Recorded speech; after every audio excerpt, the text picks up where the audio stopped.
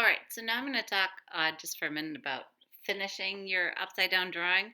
Um, I will say that often around this time in class, a student might say something along the lines of, I can't draw like that. Well, yes, probably you can't draw like I can. And there's a very simple explanation for why. I have been practicing drawing longer than you've been alive at this point. So you should understand that learning to draw is just like any other skill.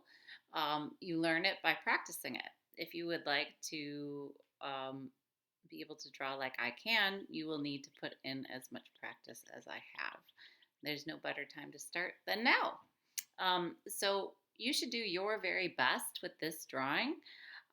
That's all we're looking for here. I know that you're at a different skill level than I am, and I will be able to tell when I look at your drawings whether you've done your best with looking at the lines and copying each line the way that you see it to the best of your ability. If you continue to do that, I promise you will improve.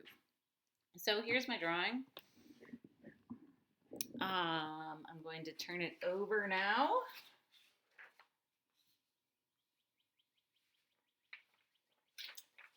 Um, and talk about just finishing it up.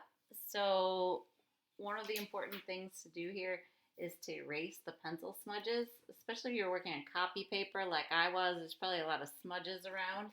Your drawing's going to look a lot better if you get rid of those.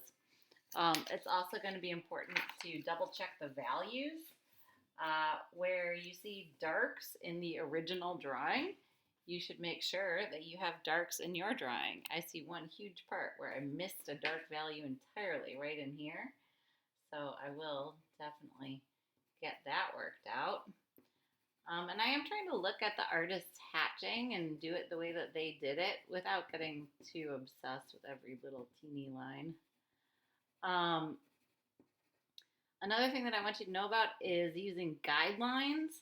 So sometimes something just seems a bit off, and you can figure out how by just drawing some extra lines on your paper. For instance, I wonder right now if this belly is coming down too low. If I drew a line straight over from the belly over to this place where I started with the brush over here, how does it line up? The bottom of the belly actually comes just a little bit below here. Oh my gosh, yes, way too low. I need to move that belly up.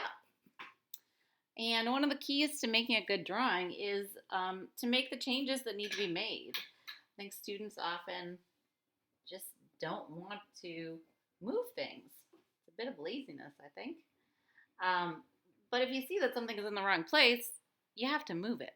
That's how drawing works. A good drawing, an accurate drawing, reflects just a million little changes like that.